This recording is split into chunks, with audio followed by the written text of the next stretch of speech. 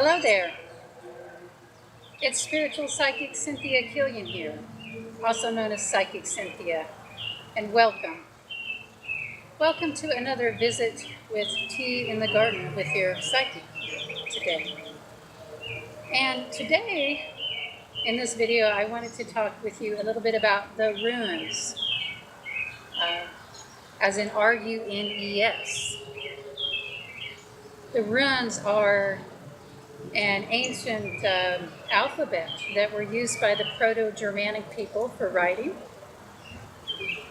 And also, relating more to our spiritual psychic path, the runes are used as a divinatory system. So we can consult the runes to get answers about our lives in much the same way that someone might consult the tarot.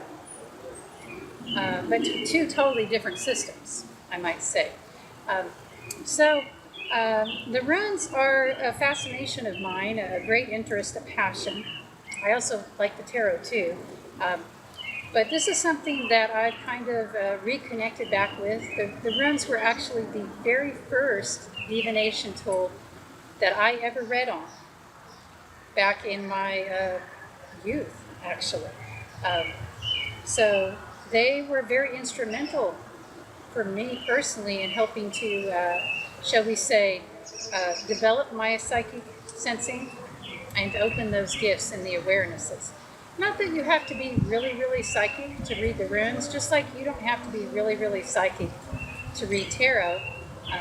But these divination tools, well, they're just that. They're tools that can be used to awaken the inner psychic. And the runes are interesting.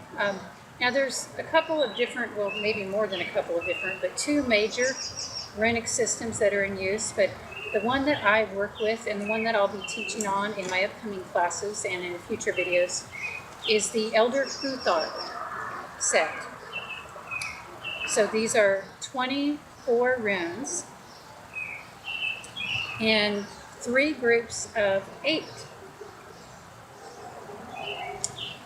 And the Elder Futhark is the older one. That's why it's called the Elder Futhark. Now, how old are we talking about? We really don't know how old the runes are. Now, there is a common academically accepted theory that the runes go back to about, well, it depends on who you ask, but around either 150 AD or 150 Common Era to 250 Common Era AD. This is when we have the most recent, the earliest written records of writing in the runes. But that doesn't necessarily mean that's when the runes were created.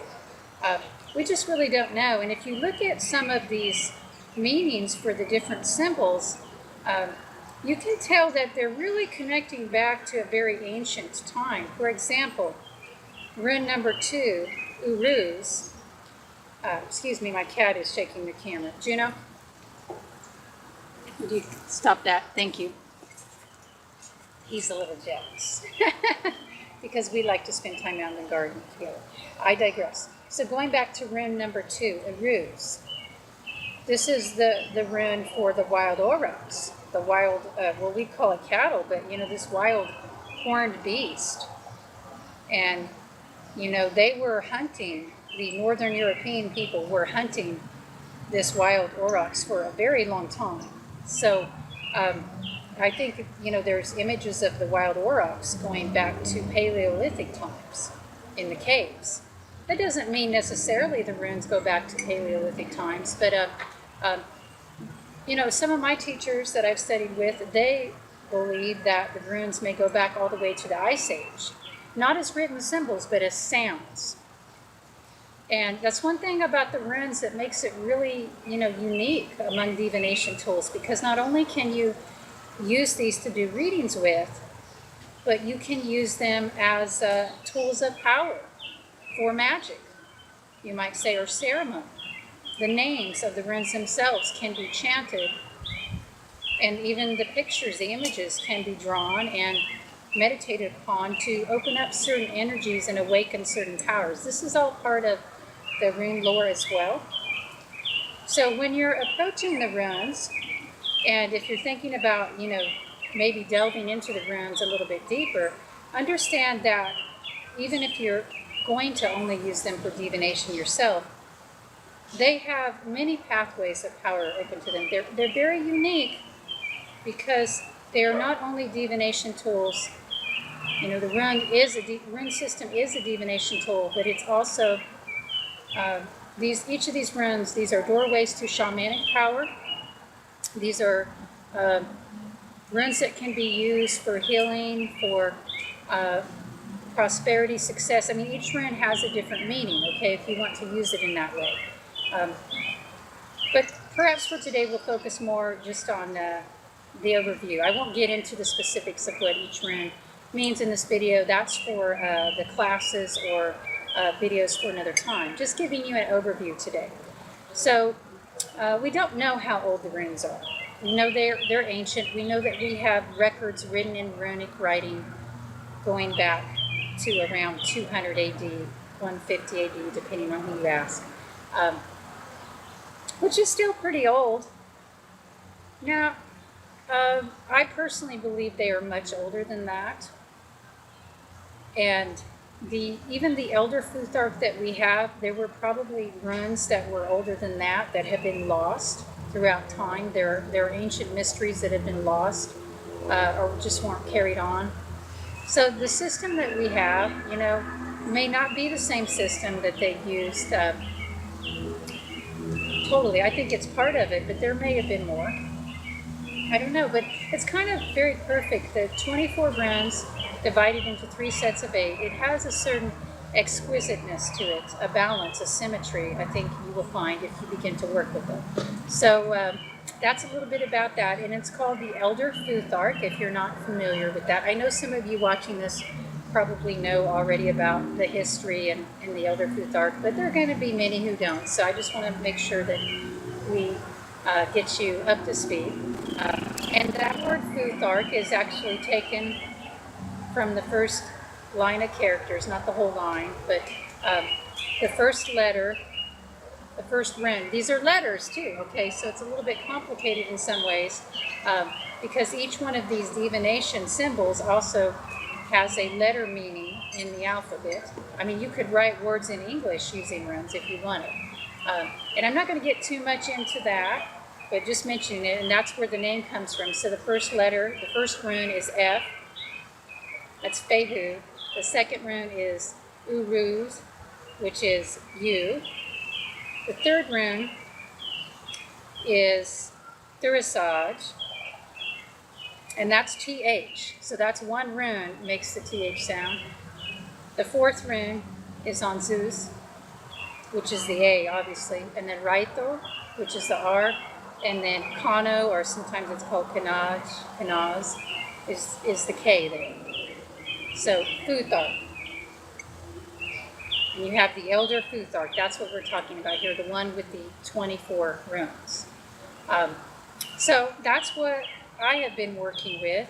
And like I said, I discovered this system when I was pretty young, around 13 or 14, and started working with it to do little readings. Actually, the first readings that I ever did were on the runes. And I stayed with it for a while, but then I kind of moved on to study other things and sort of used it here and there, but not as much. And then recently I felt the spirit of the runes calling back to me. And so I have been delving more deeply into this and teaching on it and using the runes in my psychic readings because I find they add another layer of communication. The runes are very good. If you're wondering, why would you use the runes? If you are on the psychic path or doing readings for yourself or others, or why would you even want to get a rune reading? Why would you even want to have that as part of your reading? The runes have a certain kind of wisdom about them. They are very good for, I find, vocational readings about your path, your purpose. They also can be quite on point when it comes to relationship readings as well. So they're very good for these two areas in particular. and I'm sure for, you know, any area they could be used in some way. But they seem to add another layer of commentary, another layer of guidance that is different than what we would get just using our own psychic ability. Even an advanced, quote unquote, or let's say experienced psychic like myself. I don't like to use that word advanced because what does that even mean? I mean, you know, I might be advanced compared to some people. I might be a novice compared to like the ascended masters for sure, and other my teachers. So, you know, but I'm experienced, and so you might be more experienced too, and you might be watching this video and thinking, "Oh, I don't need the runes." Trust me, you could benefit from them, especially if you're an advanced psychic, because then you can add this other layer on to your own psychic perceptions. But even if you're not advanced, maybe, I think that if you're not, you know, experienced yet on your psychic path, the runes can be an excellent doorway into opening the third eye. And I do find they're very good at helping one to communicate with one's guides. Because I don't know if you've noticed this or not, you know, and I did a video recently about opening to your guides, but a lot of times when we want to open to our guides and we want to get the communication, ego can block. You know, our own agenda, we have an idea of the answers we want to receive, or we get so bound up in a situation or certain outcome. Sometimes it's really hard to discern the clear guidance from your guides. Even for a professional psychic, I can occasionally get caught up in this too, where I get attached to an outcome and then I'm asking my guides for help, but you know, maybe I'm even hearing, but I'm not listening. So when you consult the runes, those messages can come through in a more direct way sometimes. Sometimes it can really speak to you. Of course, you have to know what the runes mean to know what they're saying. You know, either that or have somebody read them for you, like me, who has, you know, some knowledge of what they might mean. So there is a system to the runes. You know, with tarot, and I've done some videos on tarot, so if you're interested in that, you can look those up on YouTube. I have some introductory videos to help you kind of get started.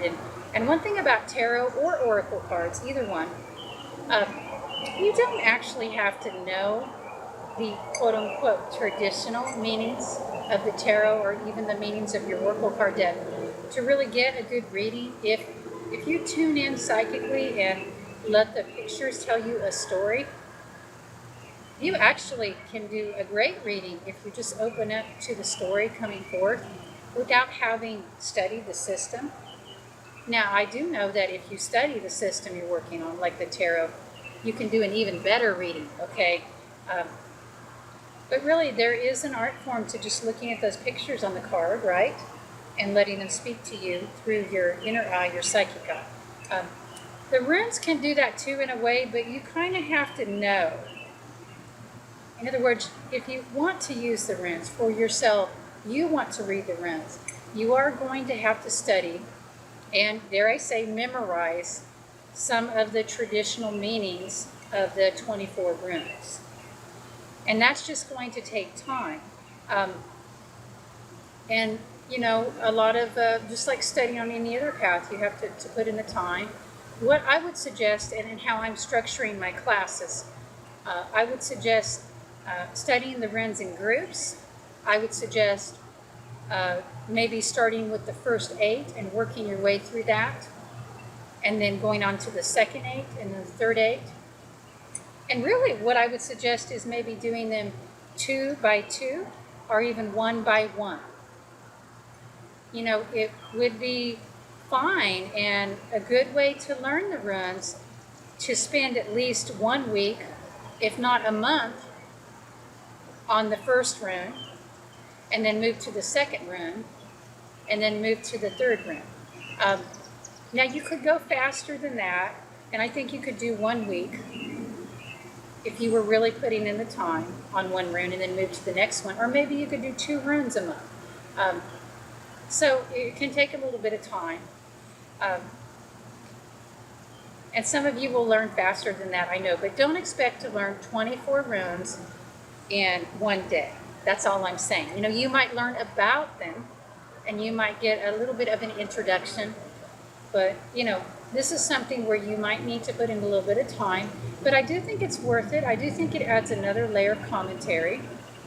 And, you know, the runes are sort of like how I would word it. They are like the I Ching of ancient Europe. If you're familiar with the I Ching, this is the ancient Chinese system. And wow, it's raining pollen as I'm sitting here. It's amazing. The trees are in great bloom. So if you see that stuff on the screen, that's pollen coming down. I guess I'm not allergic to that, otherwise I would be sneezing. But the runes are definitely worth looking into. And I'll be having some more videos. And like I said, I'm planning on doing a teleclass series on this. So I'll keep you posted on that. In the meantime, if you do have experience with the runes or have read up on that, feel free to share in the comments below. And I hope that you'll join me for this journey, and let's delve into the runes together and get to know more. Until next time, dear one, love to you all and bright blessings.